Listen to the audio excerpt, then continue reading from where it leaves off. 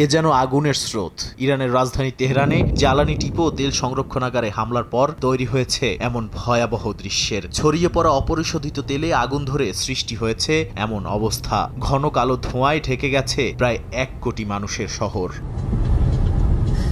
ইরানের পরিবেশ বিভাগ জানিয়েছে, হামলায় তেহরানের দক্ষিণে অবস্থিত রিফাইনারি এবং আগদাসিয়ে, শহরান ও কারাজ এলাকার তেল সংরক্ষণাগার সহ অন্তত 4টি বড় জ্বালানি স্থাপনা ক্ষতিগ্রস্ত হয়েছে। শহরান এলাকায় অপরিশোধিত তেল সরাসরি রাস্তায় গড়িয়ে পড়তে দেখা গেছে। বিশেষজ্ঞদের মতে, বিপুল পরিমাণ জ্বালানি পুড়ে যাওয়ায় তেহরানের আকাশ এখন বিষাক্ত দূষণের ঘন স্তরে ঢেকে গেছে।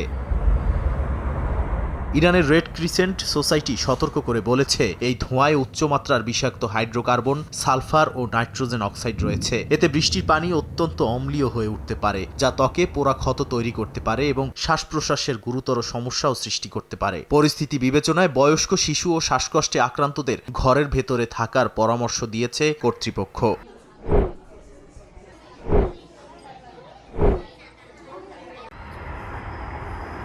সামরিক বিশ্লেষকদের মতে, জ্বালানি অবকাঠামোতে হামলার মূল উদ্দেশ্য ইরানের অর্থনীতি ও সরবরাহ ব্যবস্থা অচল করে দেয়া এবং জনগণের সহনশীলতা ভেঙে দেয়া। তবে অনেক কৌশলগত বিশ্লেষক মনে করেন, এমন বোমা হামলা প্রায়ই উল্টো প্রভাব ফেলে। এতে করে জনগণ সরকারের বিরুদ্ধে নয়, বরং বাইরের শত্রুর বিরুদ্ধে আরও ঐক্যবদ্ধ হয়ে ওঠে। এরই মধ্যে সংঘাত আঞ্চলিক পর্যায়েও ছড়িয়ে পড়ার আশঙ্কা দেখা দিয়েছে। ইরানের ইসলামী বিপ্লবী গার্ড বাহিনী এরই মধ্যে হাইফার তেল শোধনাগার এবং কুয়েতে অবস্থিত একটি মার্কিন ঘাঁটিতে হামলার দাবি করেছে। বিশ্লেষকদের আশঙ্কা, জ্বালানি স্থাপনাগুলোকে কেন্দ্র করে সংঘাত বাড়লে তা বৈশ্বিক জ্বালানি বাজারেও বড় ধরনের অস্থিরতা তৈরি করবে। নাদিম মারজান, সময় সংবাদ।